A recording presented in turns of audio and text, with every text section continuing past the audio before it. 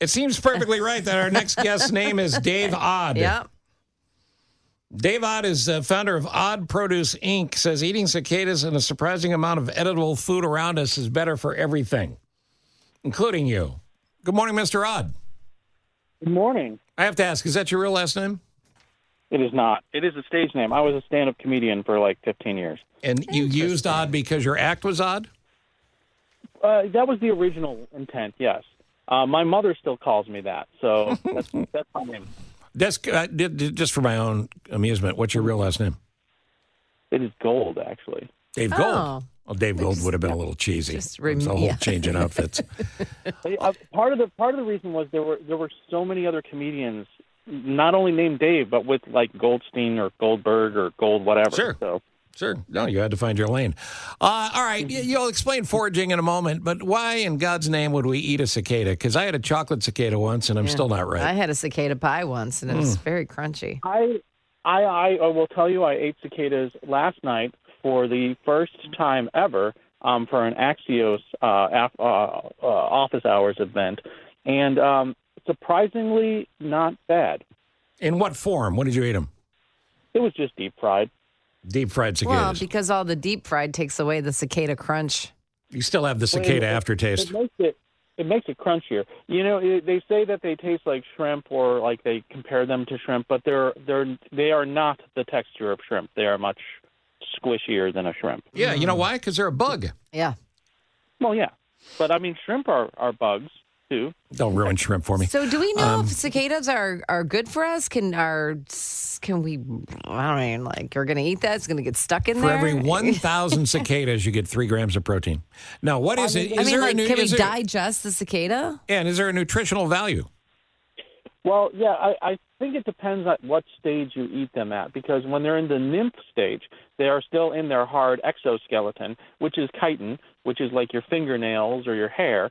So I'm assuming that is not very nutritionally viable, and probably will cause some digestive upset if you eat too much of it. However, when they emerge from their shells, they are soft and squishy, like a soft-shell crab, for at least a couple hours before they harden up. So that's probably the best time to eat them. If you're going to eat them, that's when you want to get them. All right, questions for Dave Odd about eating cicadas. Do we cook them before, like that sweet spot where they're still squishy and warm and ready to eat when you only have a couple of hours and it's the delicacy of a cicada? Do you want to cook them up, fry them up, or can you just pop them in your mouth? You probably could eat them raw. However, I wouldn't recommend that being the best way to eat them. But I would assume you could prepare them in many different ways. But I think battering them and frying them, or like a tempura batter maybe, or even just sautéing them with some, onions and garlic. Once you get over the fact that they're bugs, I don't think the flavor is going to be off-putting or anything like that. They actually do taste pretty good, honestly. Not when there's other food available. I want to get Nick in here, but do I need a tiny hammer to hit him over the head, or do I throw him in a tiny vat of boiling water? I'm not eating live cicadas. I think you can just go ahead and cook them, and the cooking process will take care of. Yeah.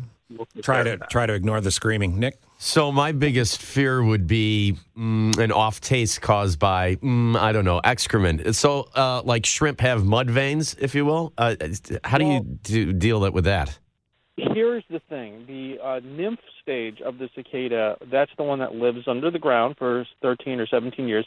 They feed on the juices of tree roots, so they don't eat any like physical, material. Like they're just drinking, basically. That's what they drink. So little alcoholics.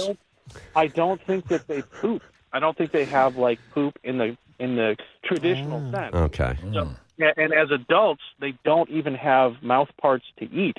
So they don't eat as adults. So these insects don't have a poop vein to speak of, really. Michael, correct me if I'm wrong. Wasn't I in a band called Poop Vein? I thought I was. How many times can you say that word in one sentence or 1 minute?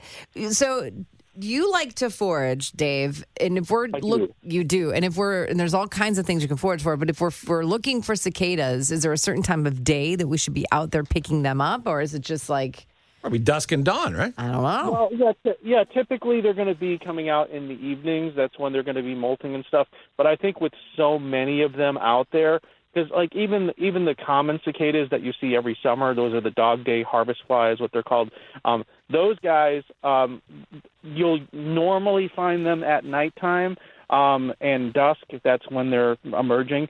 But for the most part, when you're talking about literally millions, if not billions of them, they're going to be emerging pretty much constantly at all times of day and night. So one of the things we heard, David, is that these cicadas are sex crazed, and that they are going to be cicada humping, like nobody's business. That seems to make them less appealing to eat to me.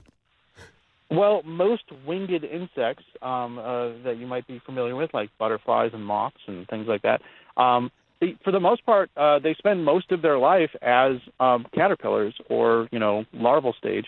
And then when they metamorphose, go into a cocoon and become an adult, their only goal and their only purpose in life is to breed. Like, that's it.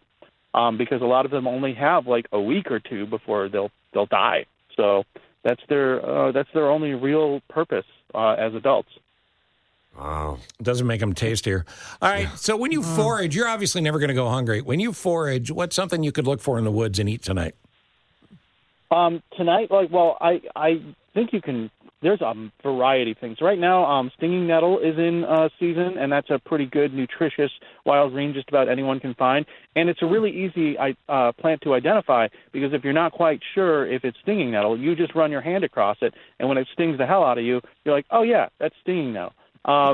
There's a myriad of different onion species that you can not only find growing in the woods, but you can also find them just growing kind of in neighborhoods. And there's all sorts of ornamental varieties that are just planted in landscaping and stuff. And the nice thing about onions and things like mint, these are what I like to call 90% rule plants. When I talk to people about foraging, I always ask, what's the number one rule of foraging? And people will often say, well, don't eat anything you're not 100% sure of the identity of. Well, I don't really follow that rule. I have something I call the 90% rule, and that is that there are entire families of plants and even mushrooms that have no toxic members. So as long as you can narrow it down to like, hey, that's an onion, or hey, that's a mint, you know it's edible even though you don't know exactly what species it is. And the nice thing about things like onions and mint is that they make other things taste good. Yeah. So in a survival situation, even if you might not be 100% sure of the species, you know that you can use those things to flavor other things that might not be as tasty to eat. Well, you also have to be careful about what you shouldn't eat. I remember being on a Park District bike path and getting lost. And I was out there for easily 20 minutes, and I started to panic. And you got to be careful what you eat. You can't just pick up anything. I also think if you're out, you're like, I want to forage. I need a little encyclopedia of what's okay and what's not. What's in in that 90%? What's your resource? Do you have stuff on your website? Where do we go for information on this? Well, I do tours. I do foraging tours almost every single weekend somewhere in the Chicagoland area. Well, there you go. What a fun party. I have 3 coming up this weekend. I'll be in Gompers Park at 10 a.m. on Saturday, and then I do a tour at Capri Cafe in Albany Park at 3 p.m.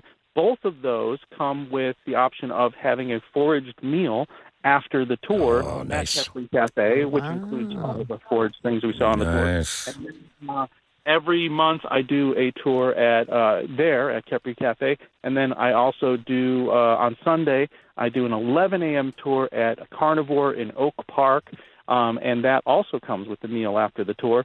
And you can go to my website, eattheneighborhood.com or oddproduce.com. And sign up there. And see the events. But I typically, my kind of gimmick on the tours is to show you at least 50 different edible or medicinal plants or mushrooms in the neighborhood within the 2-hour time frame that we do the tour. And I don't expect you to remember that many things.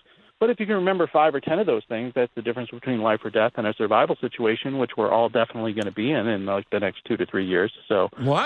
Oh boy, listen, that's a whole different conversation. There's a mic drop. Yeah. All right, what's the website again? It is eattheneighborhood.com or oddproduce.com. It's basically the same website. Okay. All right. Hold on there. Take a breath. That's Dave Odd. He's very excited about foraging, and we appreciate him coming on. We need to learn from him. He's also sick.